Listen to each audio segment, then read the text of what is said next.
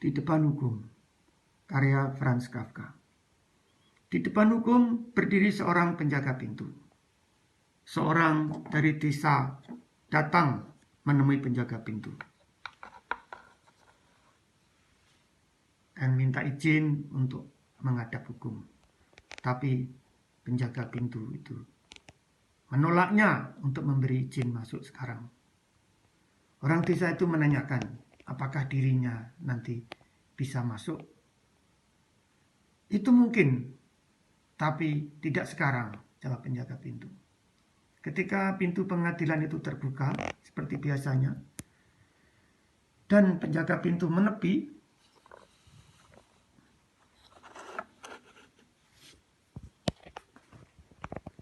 orang desa itu telah melihat ke ruang dalam pengadilan.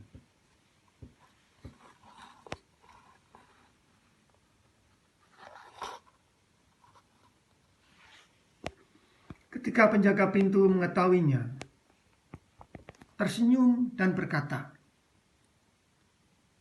"Jika kamu akan mencobanya, mengapa tidak masuk saja?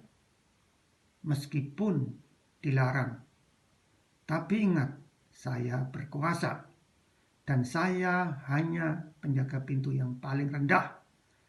Tapi dari ruang ke ruang lain telah dijaga oleh penjaga pintu. Satu dengan yang lain makin tinggi kekuasaannya. Bahkan saya tidak bisa menanggung pada pintu ketiga." Orang desa itu tak mengharapkan kesulitan. Hukum harus berlaku adil kepada semua manusia, dia pikir. Tapi dia sekarang lebih memperhatikan penjaga pintu yang mengenakan jaket besar, berbulu, berhidung mancung, dan berjenggot panjang serta tipis. Dia masih optimis untuk dapat izin masuk. Penjaga pintu memberi bangku kecil sambil mempersilakan untuk duduk di dekat pintu. Dia duduk berhari-hari, bahkan bertahun-tahun. Dia mencoba minta izin masuk, namun ditolak oleh penjaga pintu.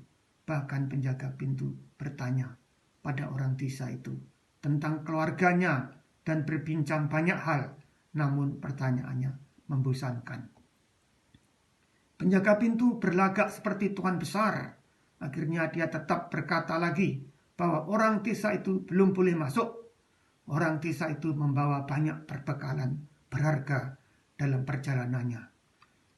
Dengan mudah untuk menyuap penjaga pintu. Akan tetapi penjaga pintu berkata, "Saya hanya menerimanya, sehingga kamu jangan berpikir kamu telah semena-mena pada semuanya."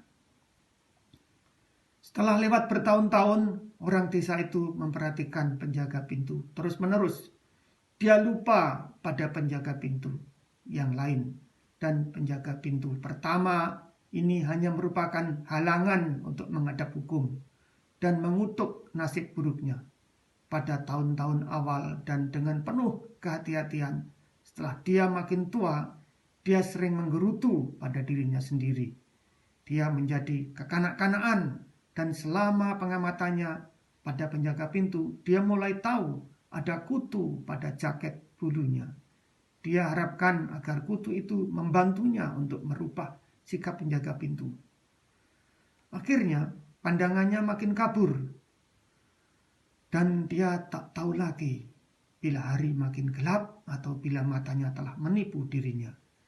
Tapi dia makin sadar betapa sulitnya mengurus hukum. Dia tak bertahan hidup lama lagi.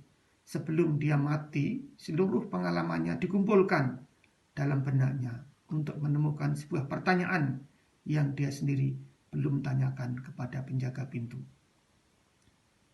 Dia memanggil penjaga pintu, sementara dia sendiri tak bisa mengangkat tubuhnya yang kaku.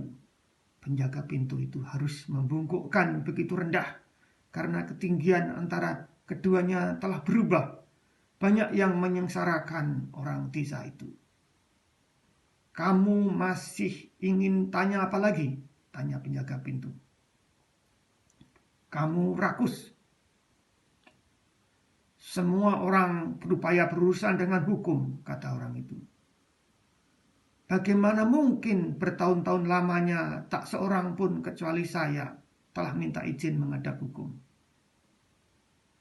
Penjaga pintu itu sadar bahwa orang itu sudah mendekati kematian. Di samping kedunguannya bertambah. Dan untuk masuk, penjaga pintu berkata keras kepada orang desa, "Tak ada orang lain dapat izin masuk ke sini, karena pintu ini dimaksudkan hanya untuk kamu. Sekarang saya pergi dan saya tutup pintunya." Terima kasih.